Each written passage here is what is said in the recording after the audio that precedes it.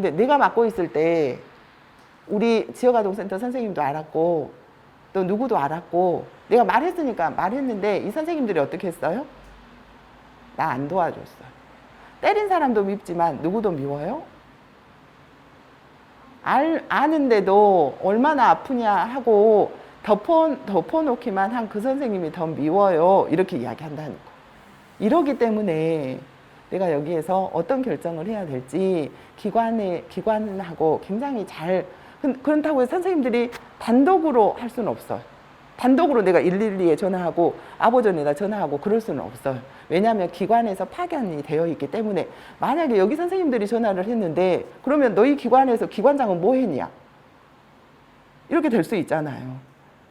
거기에서는 해봤자 내가 말해봤자 신고 안 될 것 같으니까 제가 했어요. 뭐 이렇게 이제 어떤 그쪽에서는 그렇게 생각할 수 있잖아. 이렇기 때문에 여기에서 근데 과거에도 당연히 아동 이런 어떤 체벌이 있었어요. 체벌이 있었는데 그때하고 지금하고 왜 이렇게 더 많아졌다? 제가 볼 때는 이전도 거의 비슷했어요. 근데 지금 강도가 더 세진 것 같아요. 여기 선생님들이 아보전에서의 어떤 실태를 보면 그냥 넘어져서 이렇게 밀어서 이런 거는 거의 그런 거 가지고는 그냥 폭력 그 정도였네 해요. 더 심한 경우가 너무 많아요. 여기서 말을 할 수 없어요. 만약에 이런 내용들도 다 뭐 할 수 있죠. 이러나 그 정도 더 그것도 친부모의 70% 80%가 다 친부모예요. 우리가 생각할 때 아동학대에 어떤 계모 계부가 굉장히 많이 오르내리죠. 계모 계부일 때는 100% 신고하기 때문에 그래요. 왜냐하면 감시하는 시스템이 되어 있어요. 이제 결혼을 했어요. 그러면 내 지금 현재 어떤 손자 손녀가 다른 아빠한테 다른 엄마한테 키운다. 그러면 어떠겠어요? 할머니들 할아버지들 수시로 가서 이렇게 확인해. 무슨 일이 있다거나 그러면 어때요? 친부모일 때는 왜 그랬냐 이렇게 이야기하는데 만약에 계모 계부다 그러면 어때요? 바로 할머니 할아버지가 신고해. 이러기 때문에 신고가 되어서 그렇지 이 어떤 현황에 있어서는 친부모가 70% 80%의 어떤 부분이 있어나서 이 부분이 굉장히 어떤 의미가 있다는 거. 그렇기 때문에 가장 안전해야 되고 가장 어떤 행복해야 되는 그곳에서 이런 어떤 폭력이 있으면 우리 이런 거 있죠. 우리 대한민국의 폭력성이 높다. 학교 폭력 너무 심하다. 군대에서 이런 폭력이 있다. 이건 모든 것을 다 아우를 수 있는 폭력을 잡으려면 어디를 해야 될까요? 가정 안에서의 폭력을 잡지 않으면 아무 소용없어요. 가정에서 서로 사랑이라는 이름으로 가족이라는 이름으로 행해지고 있는 이런 어떤 폭력들이 있는 한 어때요? 나랑 전혀 아무렇지도 않은 사람 때리는 건 어떨까요? 그렇게 어떤 다른 아무렇지도 않은 사람 친구들 때리면서 괴롭히는 아이한테 가서 물어봤어. 너도 이렇게 맞으면 아프잖아. 근데 왜 친구를 이렇게 괴롭히냐? 이랬더니 이 아이 하는 이야기가 선생님 우리 엄마 아빠가 나 개 패듯이 패는데 저 그 정도 심하게는 안 했는데요. 이렇게 이야기한다. 나를 낳아준 내 부모가 나를 어떻게 다루느냐 이것이 이후의 어떤 타인과의 관계에서도 굉장히 중요하기 때문에 그래서 이제는 부모에게 징계권도 주지 않겠다. 왜냐하면 과거에는 이 정도로 어떤 분노 조절이 안 되는 그런 어떤 상황이 아니었어요. 그런데 지금 현재는 분노 수준도 높고요. 본인 스스로 분노 조절, 감정 조절할 수 있는 수위가 너무 극심한 어떤 스트레스로 인해서 조절 수위가 잘 작동을 안 하는 거예요. 이러다 보니 이제는 국가에서 어떤 강력한 어떤 이런 거라도 들여서라도 이 부분은 좀 막겠다. 왜 내 자녀한테 왜 내가 죽이기 하겠냐. 잘게 했던 그런 폭력이 우리 아이들이 뭐라고 할까요? 나이 들면 너 죽었어. 이렇게 생각해요. 나이 들면 그리고 지금 현재 아빠한테 폭력을 당했던 아이가 어떻게 하고 있어요? 엄마에게 똑같이 하고 있어요. 나중에 아빠까지 힘이 없으면 어떻게 할까요? 죽었죠. 배운 게 그것밖에 없는데 이렇게 이야기한다는 거예요. 그럼 부모는 뭐라고 할까요? 아이한테 너 잘 되라고 그런다. 계속 이 아들 하는 이야기가 나는 지금 고통스러워 죽겠고 힘들어 죽겠는데 뭐가 나를 위한 거냐. 나 위한 거 하지 말아라. 그냥 내가 편하게 행복하게 할 수 있는 것이 뭔지를 좀 들어주라. 이렇게 이야기를 해. 그러니까 그래서 이제 아동 학대가 계속 더 수위로 올라가고 막 이런 부분들이 있어요. 그리고 코로나로 인해서 아동 학대가 더 심해졌어요. 왜냐하면 스트레스 수준이 높아지다 보니 이제 부모님들도 이 아이들을 집안에서 조절이 잘 안 되는 거예요. 그래서 이제 그 뒷부분에 부모님도 스트레스 조절이 안 되고요. 여기 선생님들이 2명, 3명, 또 막 20명 이렇게 어떤 봐야 되는 그런 상황이고 이러면 어떨까요? 여기 선생님들의 어떤 스트레스? 여기 선생님들의 스트레스가 곧 누구랑 직결이 돼요? 아동의 복지와하고 연결이 돼요. 그리고 또 선생님들의 삶의 질하고도 연결이 돼요.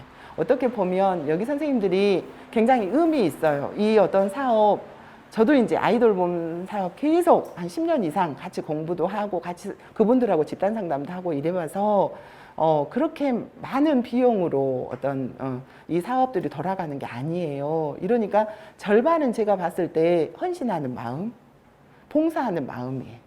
이것이 없으면 제가 볼 때 이 사업 돌아가기가 어려워요. 저는 그래서 우리 선생님들이 너무 감사한 거죠. 예. 너무 감사하고 또 진짜로 꼭 필요한 우리 아이들한테는 엄청나게 어떤 그 혜택도 보고 또 어떤 안정감을 누릴 수 있는 그런 어떤 부분인데 중요한 건 여기 선생님들이 이렇게 하다 보면 어떻게 돼요? 소진이 돼요. 너무 힘이 많이 이제 어떤 빠지고 또 이렇게 했는데도 불구하고 부모님은 더 많은 걸 요구한다거나 아니면 너무 또 기막힌 이야기를 한다거나 또 요즘에 젊은 부모들은 어때요? 젊은 부모님들이 그래도 여기 선생님들은 그런 부모님들 안 보셨으니까 잘 모를 것 같아요. 우리 돌봄 선생님들 이렇게 돌보고 있는데도 불구하고 전화를 해서 이번은 아닌 것 같아. 막 이렇게도 이야기를 하고 그냥 듣게 막 이렇게 하는 거예요. 우리가 뉘앙스나 이런 걸 보면 알잖아요. 그리고 그냥 와가지고 계속 이렇게 얼굴을 붉히면서 계속 어떤 막 이렇게 행동을 막 함부로 하는 그런 어떤 부분도 있고 이 부분을 도대체 어떻게 해야 될까? 이럴 때 같이 이렇게 어떤 부딪히면 어떻게 되겠어요? 만약에 여기서 이용자 가정의 부모님하고 부딪힌다. 그러면 어쩌겠어요? 바로 민원 발생하겠죠. 우리 국민청원 들어가요. 요즘에 젊은 분들이 많이 하는 거 어때요? 국민청원 이렇게 또 어디로 갈까요? 맘카페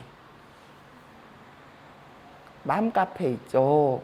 맘카페에서 많이 힘든 그런 경우도 있고요. 본인이 굉장히 정보가 많아서 좋은데 거기에서 이제 어떤 회자되는 그런 어떤 상황일 때는 또 어려워지고 이러니까 굉장히 어떤 조심해야 되는 그런 부분인데 상대방 이용자 가정의 부모가 약간의 어떤 감정적인 언어를 했을 때 내가 잘 적절하게 대처를 하지 않으면 어때요? 순식간에 굉장히 어려워질 수 있어서 여기 선생님들의 어떤 스트레스 관리가 중요해요. 그리고 이 일을 오래 하고 싶다. 저는 반드시 이 어떤 사업은 계속됐으면 좋겠다는 바람이 엄청 커요. 예. 그리고 또 여기 선생님들 아이돌봄보다는 아동 돌봄이죠. 여기 선생님들은 학령기는 아동기니까.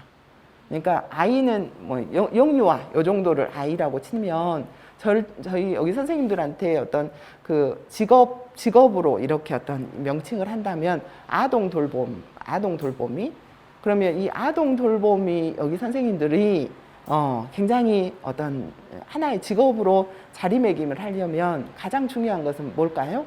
여기 선생님들의 전문성이에요. 근데 우리가 이제 이 부모님들한테 내 전문성을 이야기를 할 때, 내가 애기 키워보니까 이러대요. 이런 이야기 젊은 사람 제일 싫어해. 왜요? 전문가스럽지가 않아요. 왜냐하면 옛날에 내가 아이 키울 때, 저 30년, 25년 전에 아이 키울 때랑 지금이랑 어떨까요? 다르죠. 그러죠. 달라야 되는데, 어떤 그런 거 생각 없이 그냥 내가 30년 전에 애기 키울 때랑 지금이랑 똑같이 그냥 사랑만 주면 돼. 라고 이야기를 하면 어떨까요? 이 부모님들 입장에서는 전문가가 아닌 것 같아. 그래서 이 아동 돌보미도, 아이 돌보미도 똑같고요. 아동 돌보미도 이 아동기 특성에 대해서 엄청 정확하게 알아야 돼. 이 아동기, 초등학교 저학년, 고학년이 인지 발달의 어떤 단계인지, 그러니까 인지 발달의 어떤 단계인지를 알면 이 아동기에 있는 아이들한테 어떻게 해줘야 돼요? 적절하게 그 자극을 주면 필요하겠죠. 그리고 굉장히 아동기 때 중요한 것은 사회성 또래와의 관계. 근데 이 아이가 밖에서 친구들하고 어떤 사이가 안 좋으면 들어와서 뭐라고 해요? 선생님, 살기 싫어요. 이렇게 이야기해. 그럼 우리가 이 살기 싫어하는 아이한테 뭐라고 이야기할까요? 2학년 아이가 와서 우리 선생님, 인생이 이렇게 왜 힘들어요? 나 살기 싫어요. 이렇게 이야기해. 그럼 뭐라고 이야기해 주실까요? 인생이란 어떤 말 해주실 것 같아요?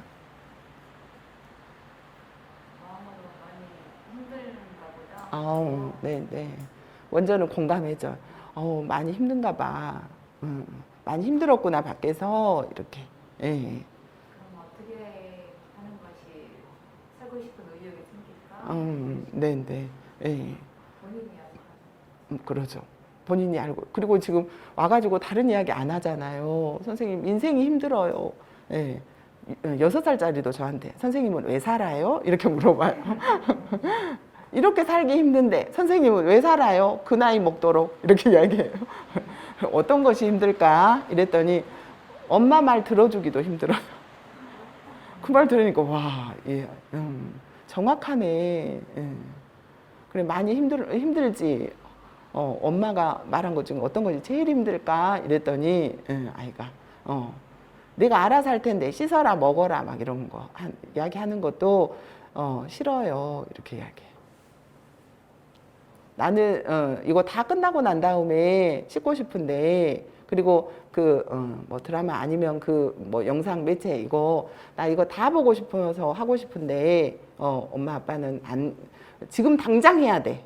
지금 당장 싫어요. 이렇게. 지금 당장이란 말을 싫어해. 그래서 엄마 아빠가 좀 빨리 하고 뭐 급한 일이 있었어? 이랬더니 하는 이야기가 아니에요. 근데 애니메이션 보고 싶었구나. 그랬더니 하는 이야기. 이 시간이 아니면 다 끝나버리잖아요. 우리도 뭔가 게임을 하거나 그러면 그 끝날 때까지는 어때요? 하고 싶잖아요. 이러니까 조금 더 기다려주고 이러면 좋은데, 이제 그렇지 않았을 때 우리 아이들은 어찌됐든 본인의 어떤 그런 이야기들을 하는데, 특히 초등학생들은 인생이 막 끝나고 인생 살기 싫고 이럴 때가 다른 것이 아니라 친구가 없을 때, 친구랑 절교를 막 했을 때, 친구랑 어떤 상호작용이 잘 안 될 때 이러거든요. 그래서 그냥 우리 선생님처럼 어떤 것이 가장 힘들까, 뭐 때문에 가장 힘들었을까, 이렇게 물어보고 잘 들어주고 이러면 아이가 충분히 이제 이야기를 할 수가 있겠죠. 이래서 우리 아이하고 어떤 상호작용을 할 때 그 대상이 어떤 특성을 갖고 있는지 이 부분을 조금 더 알면 굉장히 편할 수 있겠죠. 놀이도 유치원 유아들의 놀이하고 초등학생의 놀이는 또 달라요. 그러죠. 벌써 인지가 어느 정도 어떤 발달을 했기 때문에 이런 부분 또 그래서 혼자 놀기보다 유아들은 혼자 노는 거 좋아해.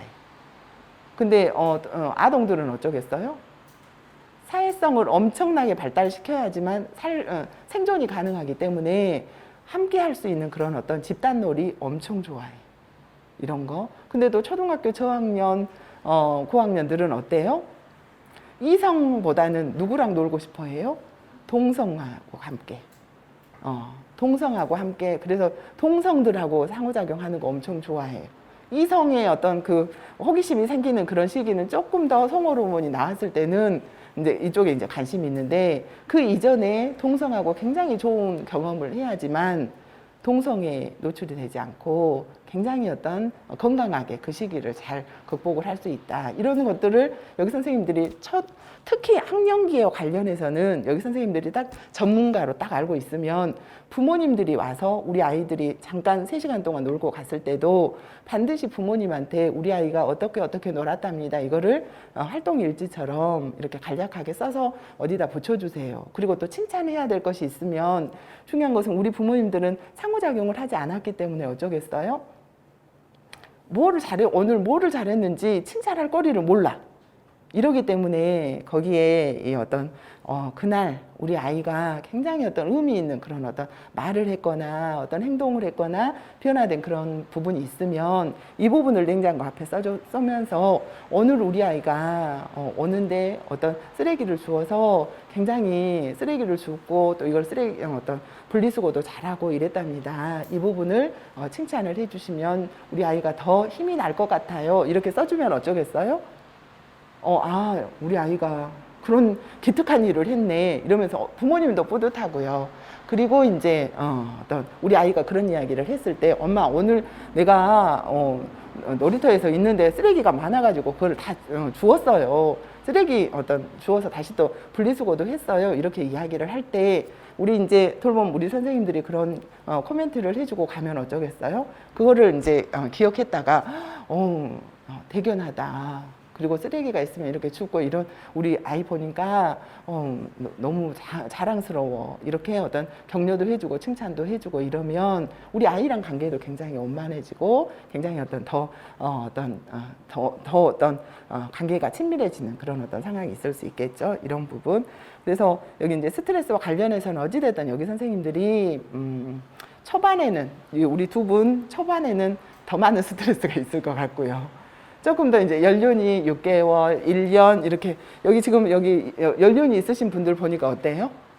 여유가 있으시죠? 여유가 딱 이렇게 느껴져. 예. 근데 이 경험은 시간이 지나면 조금 더 어떤 익숙해지고 또 경험이 또 쌓이고 이러면서 또 여기 선생님들이 분명히 또 공부도 하시잖아요. 역량 강화 교육도 하고 또 내가 꼭 들어야 될 그런 어떤 교육도 들으면서 조금씩 알아가다 보면 또 재미있기도 하고 이런 것 같아요. 그렇습니다. 그래서 나의 성격은 어떤가? 심리적인 안정감, 이거는 삶의 질이에요. 내가 정신적으로 어떤 육체적으로 어느 정도 건강한가? 이런 부분도 좀 체크를 해보는 거. 회복 탄력성, 이거는 시련이 있을 때 내가 어느 정도로 회복을